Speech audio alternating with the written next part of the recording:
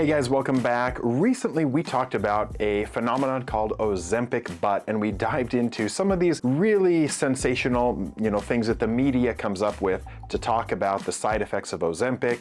It's all over the media, it's all over the news, both good and bad. And today I'm going to be breaking down some of the things you should know before going on Ozempic.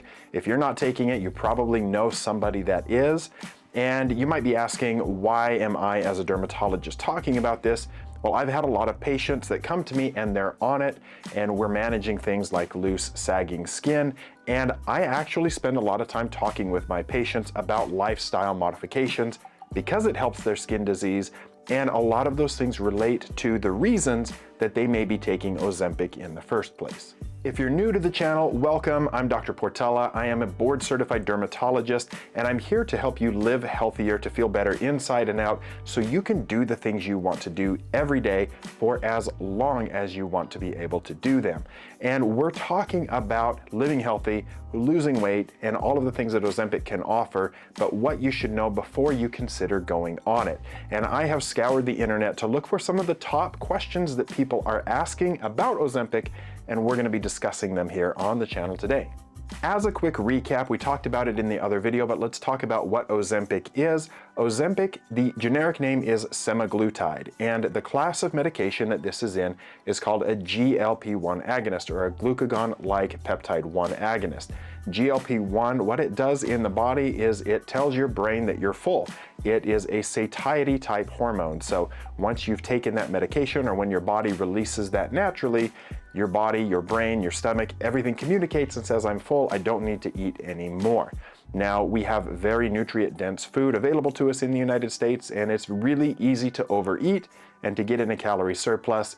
And if you eat an extra 10 calories a day, you're gonna gain a pound a year. So now it's 30 years after high school, you've got a little extra around the midsection, and it just doesn't come off as easy as it used to. And you may be in a position where you're thinking about, hey, can I get a jump start by going on a medication like Ozempic? And for many people, that can be a good option, especially if you have pre-diabetes or type 2 diabetes. This is where the drug was originally brought to market for, is to help individuals who have diabetes to reverse some of those changes. And of course, it caused a great deal of weight loss for a lot of people. And so many people, including celebrities, have started to take that drug in order to facilitate rapid weight loss. It was so successful that the drug manufacturer came out with another version called Wegovy, which is at a higher dose. Usually Ozempic or Wegovy is given by a pre-filled syringe. You can dial the dose in and administer it to yourself. It's generally recommended that you start at lower doses, and then with the guidance of your physician, you go up to a higher dose every couple of weeks to help manage the risk of potential side effects. And that's really the first thing we want to talk about today, is what are the side effects of Ozempic. And these are the main side effects that also apply to Wegovy. Obviously, it's the same medication, or Munjaro, which is in the same family but is technically a different medication.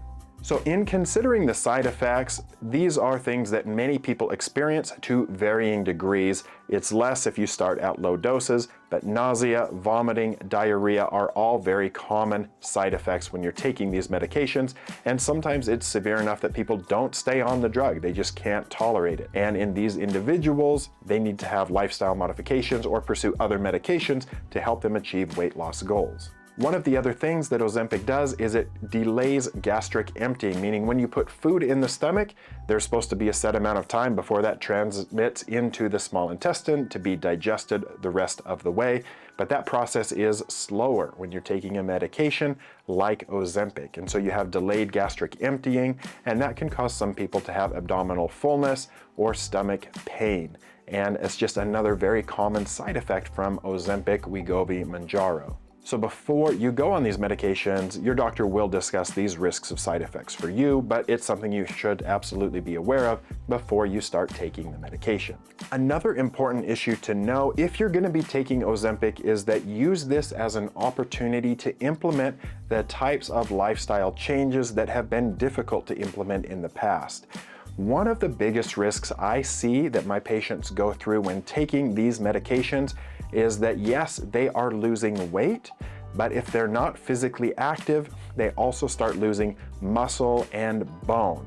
And if you are older and you start losing bone, you're at significant risk of osteopenia and osteoporosis, meaning you can increase your risk of fractures. You're also at risk for losing muscle. That's called sarcopenia. And if your bones become weak and your muscles become weak and you have a fall, especially at an advanced age, you could be in serious trouble. The mortality rate from a hip fracture in the elderly is sky high. Many people will die within 1 year of having a hip fracture if they're over the age of 75. So before you start taking these medications, it's really important to start to implement a physical activity type of routine. And I highly recommend both improving your cardiovascular fitness through walking. It does not have to be super high intensity. You need to get out and get extra steps in every day, however, get your body moving. If you're just at home and you don't go to a gym or you don't want to go to a gym, you need to sit on your couch and stand up. And you can do body weight squats where you sit on your couch and stand up. I think we've all seen elderly people who go to sit down in a chair and their legs are so weak that as they start, eventually their legs just quit and they just fall into the chair. And that's okay if you're falling into a soft chair or onto a bed, but it's not okay if it's a hard chair or you end up on the floor. And so improving strength in your hips, your butt, your hamstrings, your quads, that's critically important to maintaining balance, to maintaining your core strength, and to help to prevent falls. So you need to implement cardiovascular fitness as well as some strength training. Recently, I was listening to another physician talk about some patients that they had that were taking semaglutide. And to give an example, a patient may be at a BMI of 35, which is considered in that obese category. And they go on semaglutide, they start to lose weight, but they're also losing a significant amount of muscle and they're losing a significant amount of bone density. And so as they lose weight and they retest their body mass index, they look at their body fat percentage. Sometimes their body fat percentage is not even changing. They may have lost 40 pounds, but they lost fat, muscle, and bone such that their body fat percentage remains unchanged. And sometimes they even saw that it was higher in patients that were taking semaglutide, meaning a lot of the weight that they lost was from important structures in the body like muscle and bones. The next common question that came up as I looked through in the internet was, can I drink alcohol on Ozempic? Now, when we look at certain medications, definitely should not be mixed with alcohol. There's not a strict prohibition on drinking alcohol while you're taking Ozempic. There's not an interaction that's going to put you acutely at risk for your health. However, my recommendation is to not drink alcohol if you're trying to lose weight. And this is for a few reasons. Obviously, alcohol does not provide any quality nutrients that your body needs, but it is full of calories, especially if you're drinking wine or beer. Liquor, not quite as much. However, it can still contribute to a lot if you're doing mixers. And lastly, alcohol disrupts your sleep quality. If you want to build muscle, preserve your bone health, and lose fat, you need to have good quality restorative sleep. And if you are drinking alcohol, especially in the evening hours, and it's been proven that even one drink can decrease the quality of your deep and REM sleep cycles, you may feel like you got a lot of time in the bed asleep, but when you look at the sleep cycles, you're actually getting a lot more light stage sleep, not deep quality restorative sleep or the proper REM cycles that are going to help keep your brain healthy.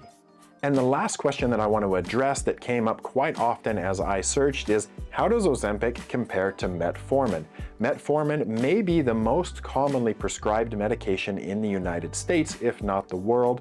Metformin is in the biguanide class of medications, and it works very differently than Ozempic.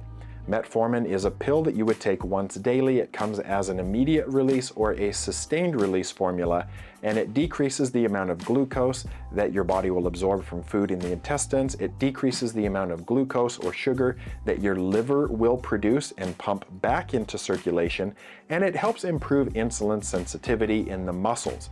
And all of those things contribute to a lower blood glucose level and can help to decrease inflammation in the body.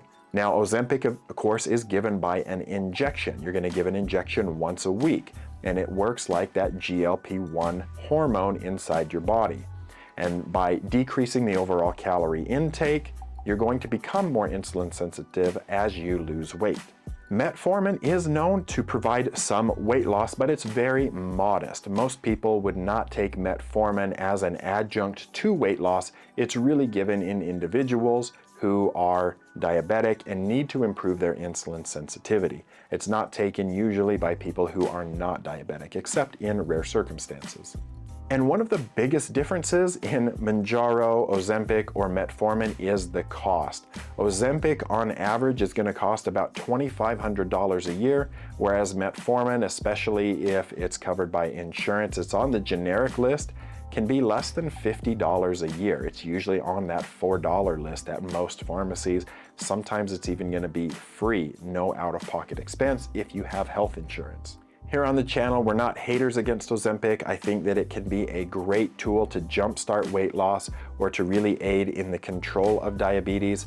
But I highly recommend, as I see my own patients go through this, that you really need to use it as a tool to implement other healthy behaviors in your body, because hopefully you don't want to take that medication forever.